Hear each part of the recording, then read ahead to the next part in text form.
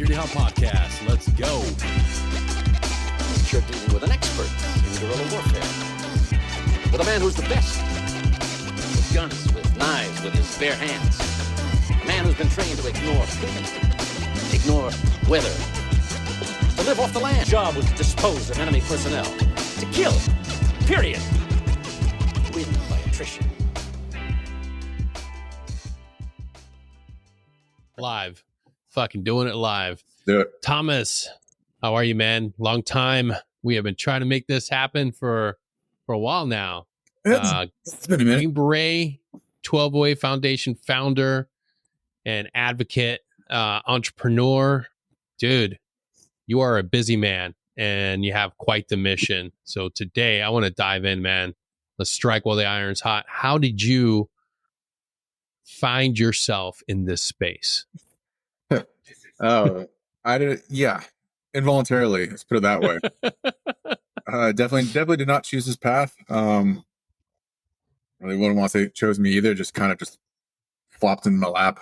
No, so I spent 13 years active duty. The last year and a half or so, I was on my way out. I'm going to med school or trying to go to med school. So doing all the prerequisites, all that stuff. And my final time at first group. And my ETS date happened to span August 23rd, 2021, right? So like 8 days after Kabul fell. No shit. So, I'm trying to go to med school. I'm doing all this time prepping for the MCAT, which is like an absolute beast of an entry test. Oh yeah. So I don't have any time scheduled like after I get out of the army. Like basically I was planning to, take the MCAT, do all the medical school applications and just kind of move on with my life and go to med school, right? But, because I have this giant white space on my calendar, as soon as Afghanistan falls, here I am, right time, right place to kind of get involved and kind of take care of the guys who, partner with us in Afghanistan. And that's pretty much it. That's the story right there, right place and a whole bunch of white space. And for those that don't understand the significance of who you're trying to help and the name behind and what it means, give us some more background on that. Like why is it so important that we help this specific group of Afghan allies? Yeah. So NMRG, right? It's a big, long Army acronym for the National Mine Reduction Group. And it's kind of in the name, right? Mine reduction. So reduction in the Army terms mean like, removing mines or more specifically moving IEDs, right? So these guys weren't just like any old interpreters. I'm not saying that interpreters did a lot of work because a lot of those guys were, pretty gangster in their own way. But these guys were, like the interpreters, except providing, English diary translations. They were there specifically to clear IEDs on our behalf, right? Which, oh yeah, as that those the number one killer of pretty much anyone in Afghanistan and Iraq were IEDs. So those guys were taking like just extraordinary risk on our behalf to the point where, out of a program strength of about 300 guys at any one time, like 47 of those guys were killed between 2015 and 2021. And they compare that to 22 Green Berets in the same time frame in Afghanistan, So it's kind of like one of those things like, our entire mantra as Special Forces, right, is to kind of build that partner capacity, liberate the oppressed and all that stuff. So like out of all the guys who really put the most on the line for Americans, it was these guys, like hands down. And I don't think there's really, out of all the Afghans, I don't think there's any competition like who really sacrificed the most on our behalf. And that Absolutely. Is one thing that I want to emphasize too. It's for us. These guys weren't Afghan soldiers. They weren't, working for the Afghan government. They were specifically hired. They were hired contractors working for us and us alone. So we kind of owe these guys a little bit. Yeah, and it's completely different, like you said, from the commandos or Afghan forces. These guys are working in small teams with Green Berets, and it's when we think of mine reduction, you're thinking of vehicles, and of course, they do that as well. But intimately, they are with the team, and they're leading the way, clearing as you're moving from your infill to your setting in your freaking support by fire, and they're integrated within your stacks and your assault force. These guys are working with our special operations professionals day in and day out. And when the fall of Afghanistan happens, we're leaving them behind. We're letting them just out there flailing in the wind. How did that mission begin? So, I wasn't as far from the only guy involved in the whole, getting people out of Afghanistan, right? Actually, I was kind of actually late to the party in many ways just because, I was trying to go to med school. I was not trying to get involved in humanitarian crisis. So I was like, I was kind of heads down in the books for, the entire period leading up to the collapse of Afghanistan.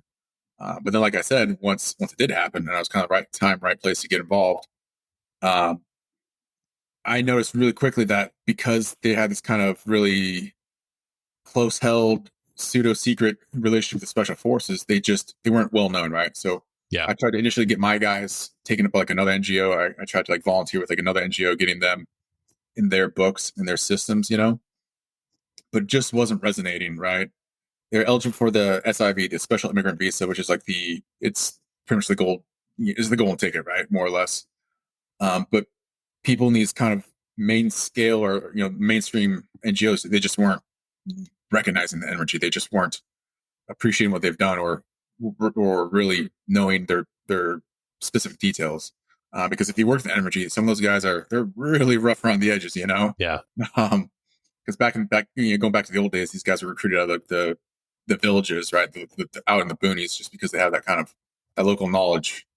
But with that comes some like major issues with their English proficiency and literacy, right? So for a variety of reasons, I kind of recognized that they just weren't getting the love they needed with some of these other NGOs. So I was like, all right, screw it, I'll just make my own, right? So August was a collapse, and November is actually kind of created Tollblade's predecessor, which is actually called Team 11 at the time. So I don't like I said, I didn't want to get involved in the humanitarian world. So like Team 11 was like my team, like my 15 guys, right? But then just once again, right time, right place, all this time in the world to do something. I just kind of started collecting, energy from other teams as well, kind of folding into our database. And then just, linked up with a couple more SF guys, a couple of retired guys, a couple former interpreters. That's kind of coalesced into a little, something, a larger organization that actually focused on the entirety of the energy program rather than just my team of 15 guys. Yeah. And what kind of success were you able to have on the ground? Initially, not a lot. Initially, some guys were pretty successful depending on who they knew, because that's kind of what it boiled down to a lot in the early days. Like who you knew, like actually in Ishkaya or in the State Department, who could kind of streamline things and get the processes moving quicker. So initially, I did not have a lot of real movement forward. I got helped get a couple of interpreters out in the early days. Yeah. And it wasn't until a full year later I actually got my first guy from my team out. Since then, we've had more people, so now we have a pretty good system going to the point where actually I really don't do much anymore. I'm kind of just more like right now, like the public face. Yeah, the public face behind it, trying to bring awareness. Yeah, public face and the admin guy, which sucks. The one thing all Green Berets hate. Yeah, exactly. Admins. So all the talking to CPAs, all the tax stuff, I could do all that stuff, all the subscriptions for web browsers, or internet. Yeah.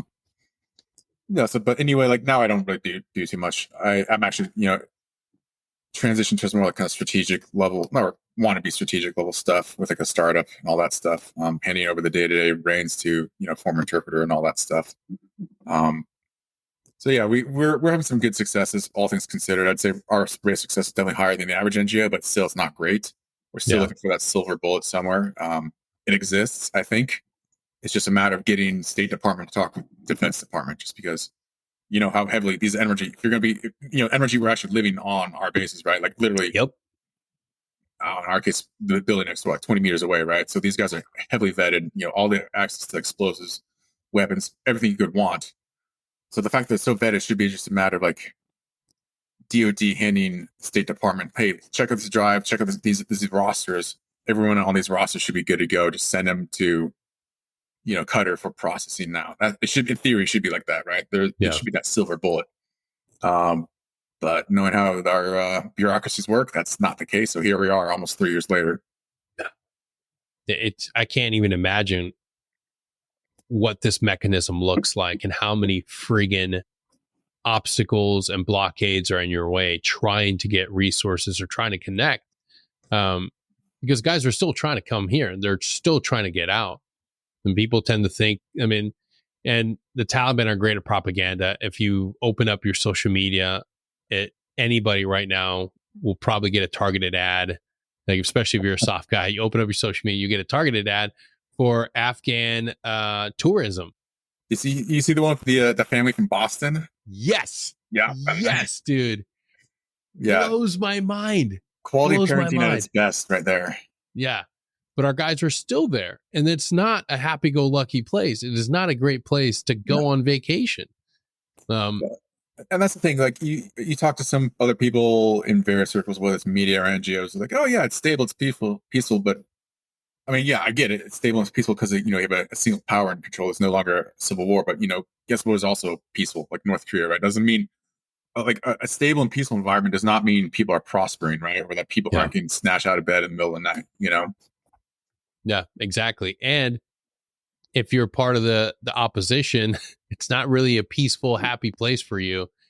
It's like, fuck, like, how do we right this wrong? There is a huge issue that occurred with all the highlighting of all like the media coverage and the movies and the documentaries that were going on. Oh yeah. Yeah.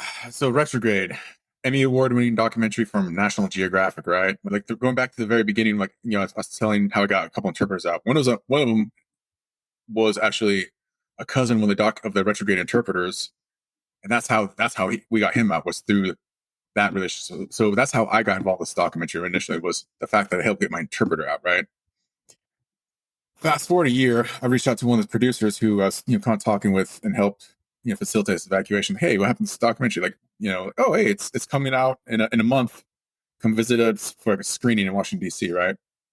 So then myself and a couple other guys go to D.C., go to this initial screening. This is probably 2 or 3 months before the actual public release. Brought some energy who were living in the area along as well. Met with these guys, and it's a great documentary. It's just absolutely soul-crushing, but extraordinarily well-produced. Yeah. Has a lot of guys like I personally know in the film, like my former interpreter's in the film, a different interpreter is in the film.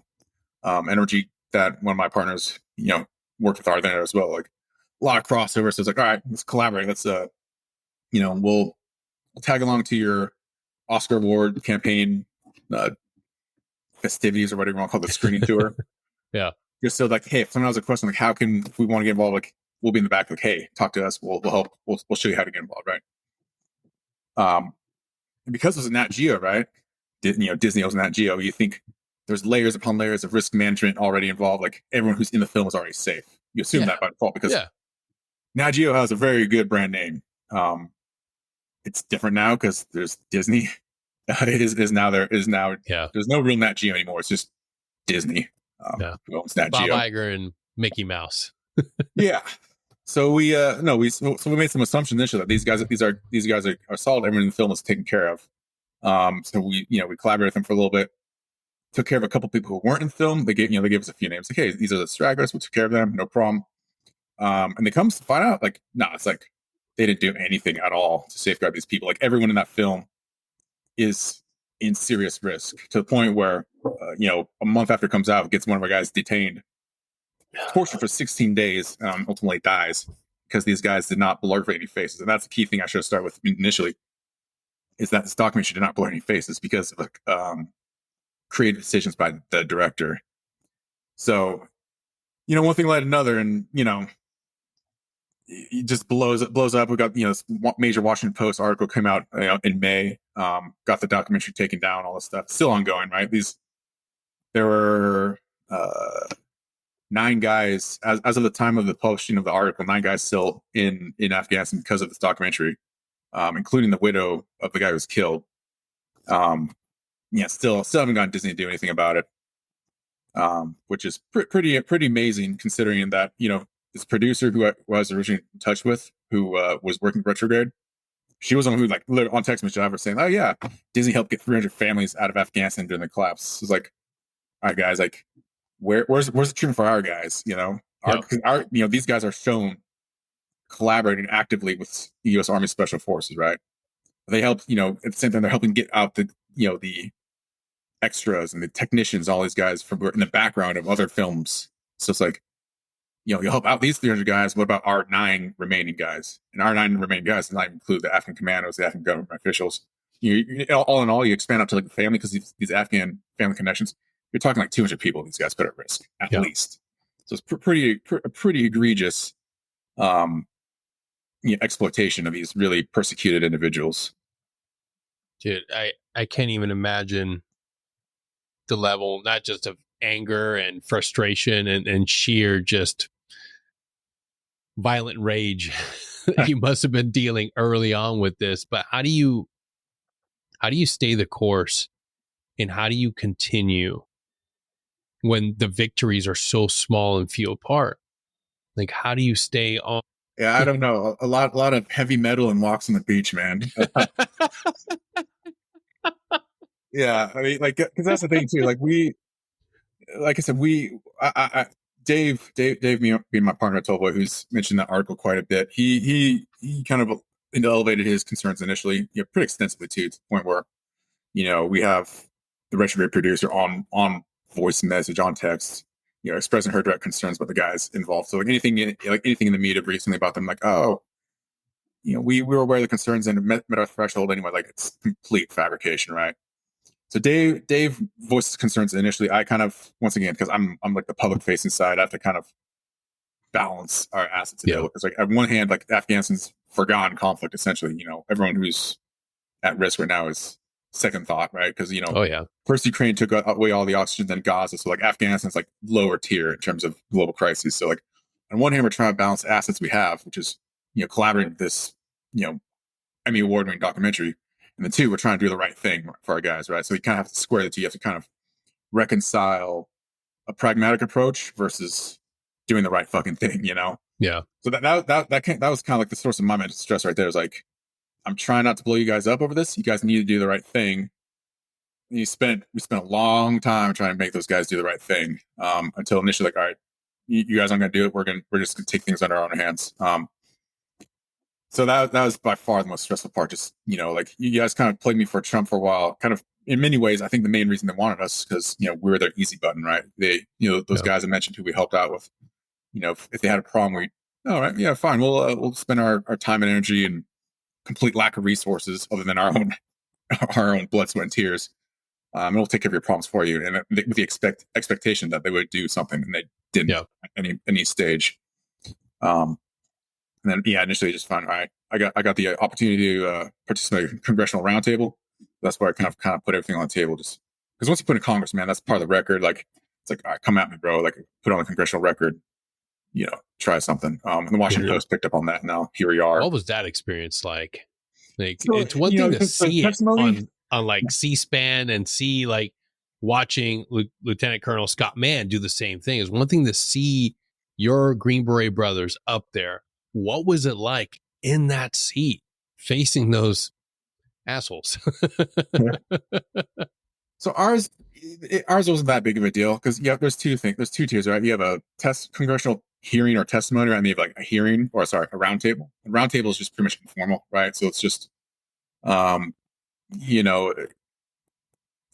panelists and a couple of congressional members who, depending on what they had, they'd rotate in and out because they had to go vote on something.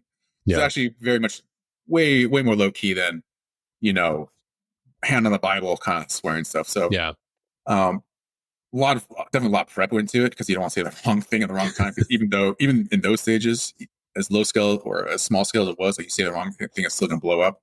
And you don't want to give anyone the wrong ammunition, right? Because you have to play this fine line where you want people to do the right thing, but at the same time, you don't want to say something that can be used as ammunition. Because let's be honest, that entire roundtable was like, they're all veterans, and it was like 8 Republicans, 1 Democrat. So it's partisan by default, which fine, it served our own ends. But you have to kind of, play that nasty political game in a way, which is not I don't know, it's not something I really built for, but you have to, it's the rules, rules are rules, got to play it. Yeah, it's never easy having to go there and in front of anybody and sort of like plea or give your side of the story. especially when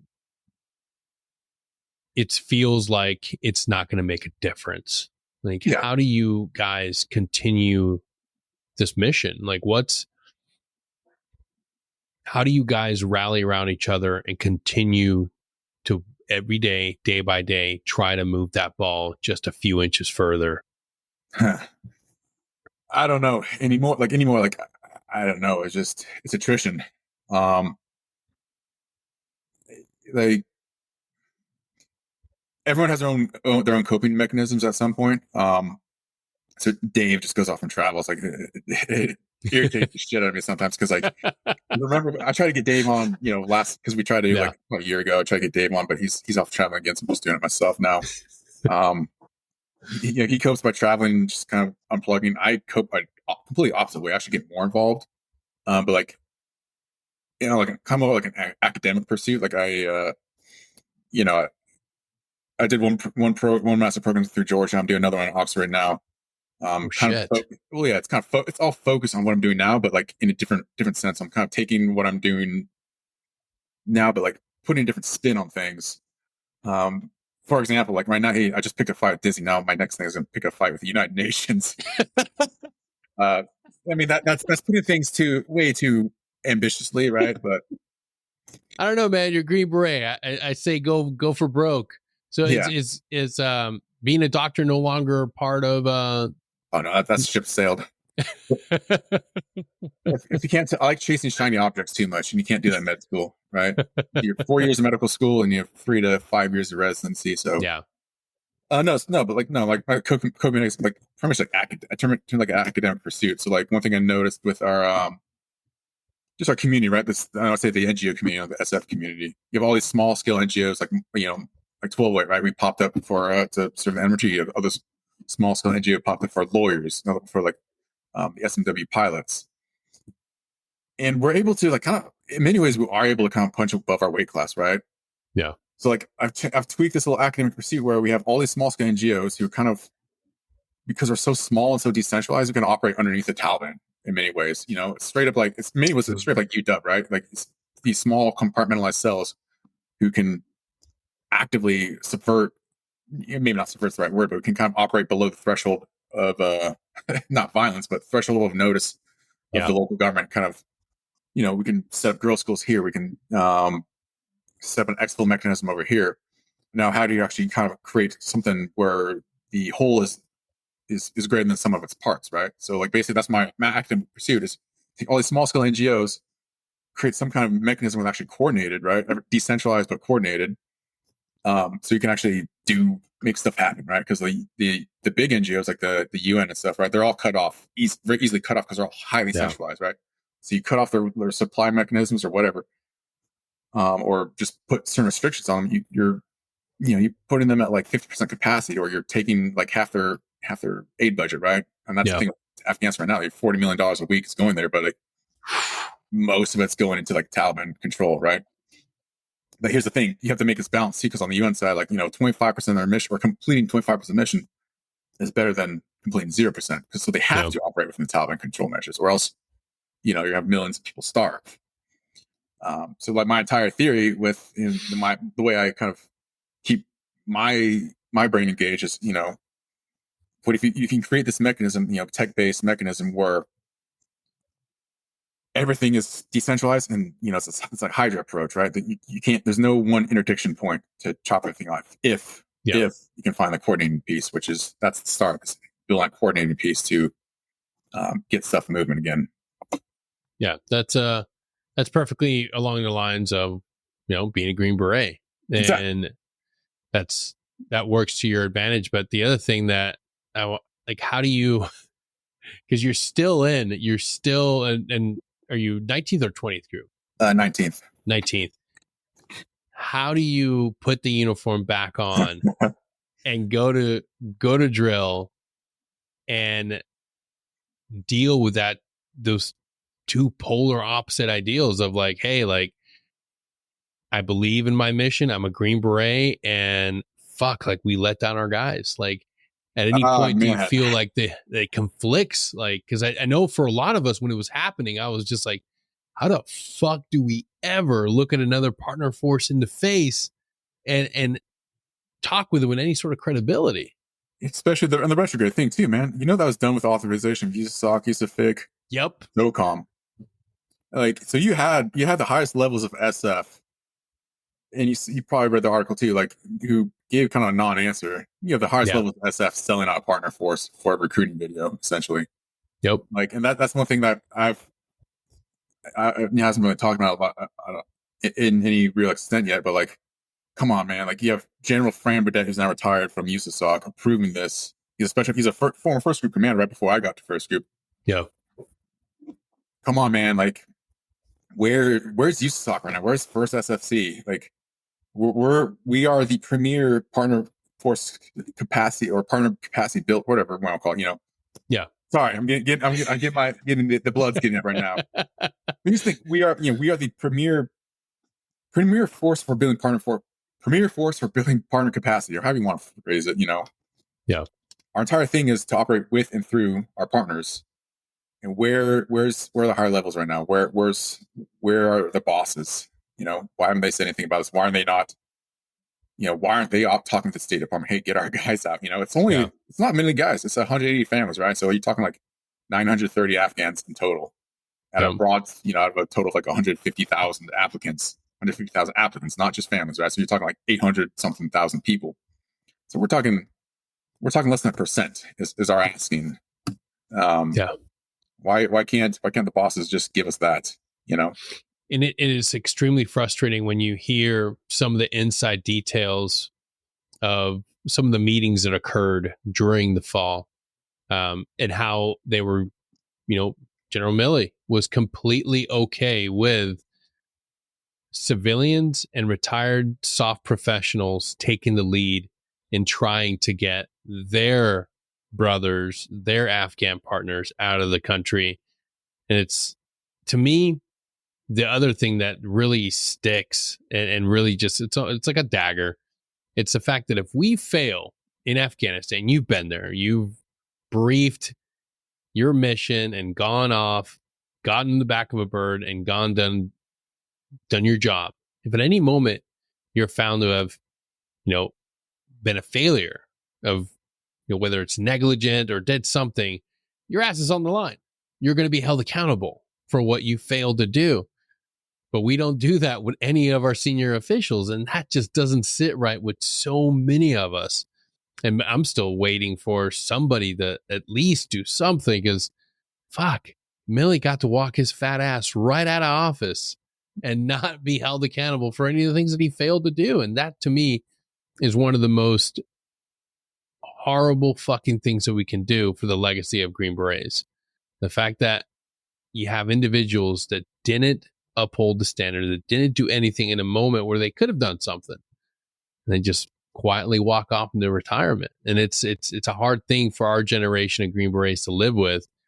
And then to continue to serve and mentor and develop and coach other Green Berets and still have that positive mindset and still not, and I get it. You got to be able to fight and not come across as just this negative, burnt out NCO or officer, but how do you deal with it?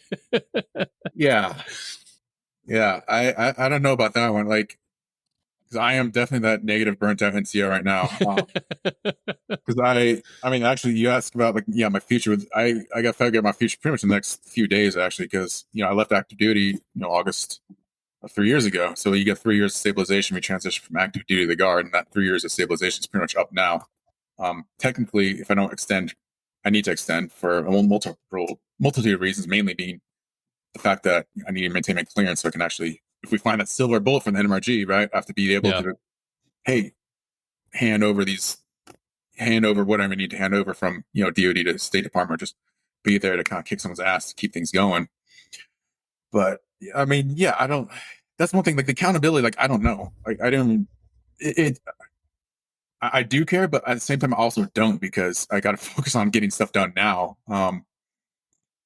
So I get, maybe there's some absolution for those guys if they actually do something now, but you're seeing the effects of it day to day. I don't know how things are in the other groups, but like talking to guys at first, there's an exodus going on right now. Like everybody I know is pretty much on their way out, or they know someone who's going out, and like, you're having, I'm not sure if it's quite there yet, but they're like almost at the verge of like shuttering the entire teams, going down like 5 companies, or shutting down, maybe shutting down entire companies. I'm not sure. I've heard the same thing. The exodus of the soft professional, and you said it, when you're the premier force that is chosen to build partner nation capacity, to build teams in these countries where you have, we saw it with the green on blues. Like, if you don't build strong relationships with your partner force, that is a huge weak point. And going into, and it goes now to every AOR, whether it's Latin America or Southeast Asia, like, people have seen this. Everybody saw the fall of Afghanistan. So how do you save face when you're training with your partner nation? That's a thing that our force is going to have to address from here on out. The precedent has been made time and time again. Now we walk away and we leave our guys behind. It's a horrible thing to try to reconcile and to put it on our NCOs back, because as always, our SF regiment lives and dies with the NCO Corps. How are we going to empower our NCOs to go there and forge these bonds and be able to continue doing their mission when our partner forces in every nation now know that, hey, when things get tough, these dudes are going to cut out and they're not going to be here for us? Like, yeah, I mean, dude. The entire idea, like, we try and still, in many ways, we try to make them in our own image, right? And still within the same kind of values that we kind of drive us. But, they're going to, they see those images of people trying to, climb onto those C-17. So, in the back of mind, they're going to know, like, hey, end of the day, like, I have to have my exit strategy, right? I have to look out for myself. They're not going to have that kind of selflessness that you want. So, that the exit strategy could, very well be, compromising these SF guys I'm partner with, right? Because they're not going to look after me, or maybe these individuals might look after me, but you can be damn sure their bosses aren't. Yeah. No. Like, I think on the individual level, I think we're pretty good about building rapport. Like, one time in Afghanistan, I remember being on the range with our Afghan commandos. And there's like a unit of regular ANA over there, and they kind of like, hey guys, come this side of the vehicle, stay away from the regular ANA. They're looking after us. I just don't know if you'll start seeing that in the future. And looking in your own career, looking at what's next. I mean, you can only chase so many higher education goals. Yeah. When you look at 1208 and where it's going to and how it's growing, do you see it morphing into something bigger, or is it almost more beneficial, just like you were talking earlier, just kind of stay smaller? You're able to operate underneath the radar. I think 12.8's definitely staying small. Dave and I are both definitely burnt out. We're done. We have a really solid interpreter. He worked the Czech SOAT. I'm not sure if you ever worked with him. Awesome guy. He's like up in the Seattle area. We have enough funding to keep him going. As long as we keep Shawan going, we're good. Just because we're pretty much a holding pattern for the indefinite future, which sucks. No one wants to be just kicking the can down the road forever. So on my end, I'll just be on standby, trying to kind of facilitate these intermediate to higher level engagements. If we can get something going with Pentagon, I'm talking to a policy guy in the Pentagon who's actually pretty helpful guy. Trying to facilitate exactly what I'm talking about, trying to touch those tips, so to speak. So I'll be on hand for that. But like 12.8 itself, the idea is that it's limited in shelf life, right? Like we have, and like I said, at one point, NRG program is like 300 dudes or 300 families, so we have no real reason to keep ourselves going beyond that. One really terrible part about this job is like, our email gets flooded all the time, but it's usually by Afghans who don't, have any relationships. So it's like, bro, I'm sorry. Like, I don't, like, to the point where like, I don't have the bandwidth to even respond. Like, I used to respond just to try and be a nice guy, but now it's just like sorry, guy, I can't help you. Dude, you only have so much bandwidth too. And it's not a simple email. It's emotionally draining seeing everybody cry out for help and resources. And you're not the entirety of the U.S. government. You're just Green Berets trying, just trying to make a small amount of impact. And I think that so many, if we look across our regiment from retired guys to guys that are in and served during Afghanistan, everybody has a story of that text message, WhatsApp message, signal message in the middle of the night of a friend in need, desperate for some sort of help. And it's like, what the fuck do we do? What the fuck do we do? I remember that very distinctly because, like, like I said, I was heads down early on just because of the whole med school thing. But then, like, August 14th, like my best friend's wedding, right? So, like, I wake up literally 15th, like, hungover, and it's like, what the like, like big, like the biggest possible font across New York Times or CNN or whatever website, the cobble's falling, and like within like probably 15 minutes later, the first text comes in. So it's like you don't know. I still don't know what to do for the most part. Like, I'm still flying. I'm not a humanitarian by trade, but I don't know what I'm doing. Like, I have a few good connections. I know a few good tricks, but like by and large, I still know what I'm doing. Certainly didn't know what I was doing then. So like, yeah, the minute I try to pivot from something other than NRG, like, NRG are going to suffer, right? So like, I only have enough time and space and, emotional investment to focus on those guys. So I would love to see 1208 go away sooner rather than later, but just, got to keep it going for the meantime. Yeah. It's a mission that has to stay for a little while longer. But if we want to help out, how can people get involved? How can we provide resources or monetary support? Like, how can people get involved with 1208 to help you guys out? I mean, 1208.org, 1208foundation.org is our website, right? So I make sure to have all our donate buttons very prominent. More specifically, there's one initiative that I've actually criticized in the past, but actually it's turned out to be somewhat productive. It's called the Welcome Corps. And you can actually sponsor individual families. Oh, no shit.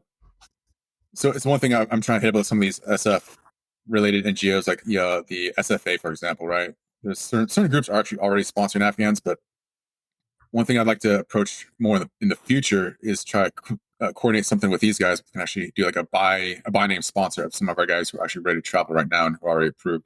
So we have some like 75 families ready to go. It's just going through the State Department process is just holy shit, crazy. 75, that's huge.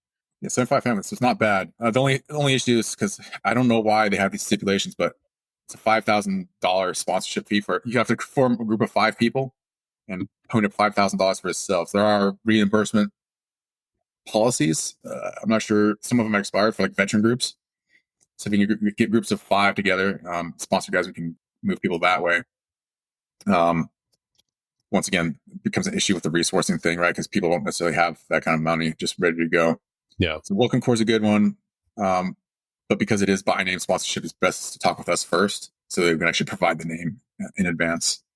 Then, yeah, any kind of funding, finance, all that stuff, can always use volunteers. Volunteers are kind of hit and miss because it's not, the jumping in point is very, it's not easy to get involved in this kind of stuff. But like, it's always, someone make merchandise, all stuff like that. There's always volunteers like that. But we're actually doing fairly solid right now, all things considered. But yeah, number one's finance. Number 2 would be the Welcome Corps, then political connections after that. Oh yeah. Well, we'll be sure to put that in the episode description so that you can do your part and help out our allies. It's been sort of a lot of heavy discussions, Thomas. Is there at least one happy ending good story you can share with us from your time with 1208? Oh man, a happy 1208 story. I don't know, man. I know. This is a heavy subject. I apologize, but we have to talk about it. But is there at least one happy ending that you've had so far? I don't know. Like, the academic stuff is pretty interesting, actually. And I think there is one thing that I'm developing right now. Like I said, I have a spinoff, right? So, 1208 is a nonprofit, the spinoff, which it's not technically affiliated with 1208 because you can't have a for-profit come out from a nonprofit, legal stuff. It's called Reblue, right? So I don't know if you've heard that term in your infantry days or something like that. But like, I only heard it once, but it stuck with me for some reason. Like my Iraq infantry days, but like Reblue, like you're bluing your rifle, like that protective coating, rebluing, you refinish your rifle. But like some reason, some NCO I knew back in the day, like rebluing would be like, to refurbish or to refinish, like repurpose Yeah. Yourself. Like we need a reblue training, so you're fresh, you're ready to go again. And the idea of reblue is that we're going to kind of take what's already existing in some of these just rough around the edges countries like Afghanistan, Somalia, Myanmar, and kind of create a bridge between Western investment and some of these informal economies. So specifically, right, it's a tech company essentially. It's tech meets humanitarian operations. So essentially, creating like this tech platform that kind of converts tech into like you're talking like 8th century financing. So I don't know if you're familiar with Hawala at all. Yeah. Yep. Yeah. So for anyone who's not familiar, Hawala is basically like an Islamic-based remittance program where just pretty much you're taking on faith alone or trusting your partner that you're going to forward some money essentially, right? So like it's an 8th century banking system, but obviously that scares the shit out of any kind of Western investors, right? Because boy, does it work. It does work. It works because it's also major terrorism and money laundering back here in the past. But the thing is, like when you look at places like Afghanistan and Somalia, Yemen, Iraq, even places in South America. Sorry, not South America. God, South Asia. They have this high reliance on it, but there's no other economic systems for them, right? Other than Hawala. So you're kind of creating this bottleneck where the West is too scared to get involved because they're scared of getting burnt either by regulation or just by theft. And so aid's just not going anywhere. You're at the stagnant point right now, like we're in Afghanistan, right?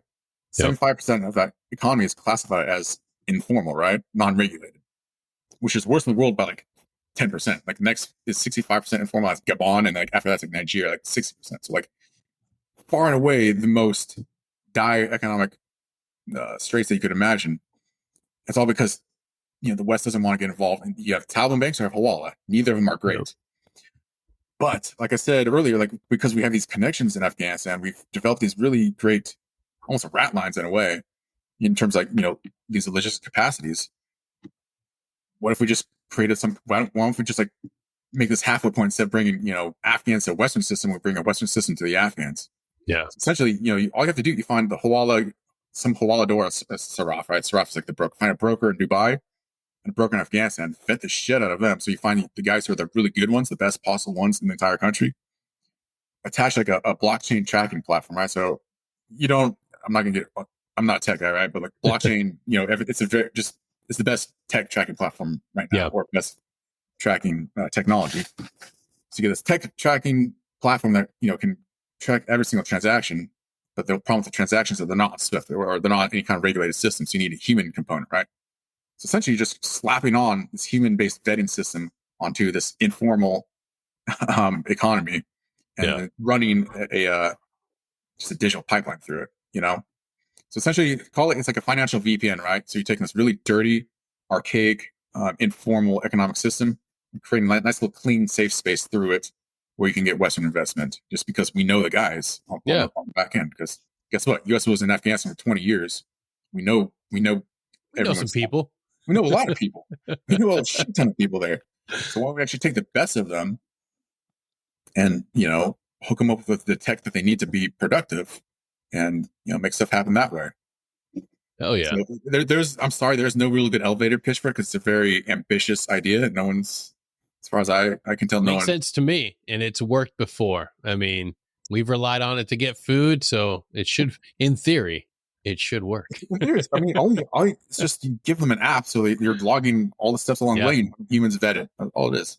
Yeah, blockchain will make it so you can't fake the numbers that way. That's all it is. Yeah. I mean, some people might be upset because all those gravel contracts would go away that way, but you said it. Yeah, I said the quiet part out loud, didn't I? Don't fuck this up for me, my man. Plenty of people came back with a good amount of money. All you got to remember is save the receipts. Yeah, I just put a target on my back from a whole bunch of like used sock logistics people. They were in on it too. Thomas, thank you for being here, man. I'm so glad we finally got to do this. Again, the name of the organization is 1208 Foundation. Please go hook them up. Try to send some resources their way. But man, from all of us, dude, thank you for what you're doing. You and your partner have taken on the workload that so many other individuals should have been doing for us. And I can't thank you enough for being willing to do this and keeping our partners in the forefront of so many other people's minds. And I can't wait for more of them to get home. So again, thank you for what you're doing, man. It's not lost on any of us that you're working your ass off to make this happen on behalf of so many teams and so many Green Berets that feel so passionate for getting our guys back. And I hope more resources come up, and I hope more people get involved, because, dude, we need to get them home. We need them here in the States. They were there for us when we needed them, and damn it, we need to be there for them. So thank you, brother. I appreciate it, man. Absolutely. We'll see y'all next time. Till then, take care.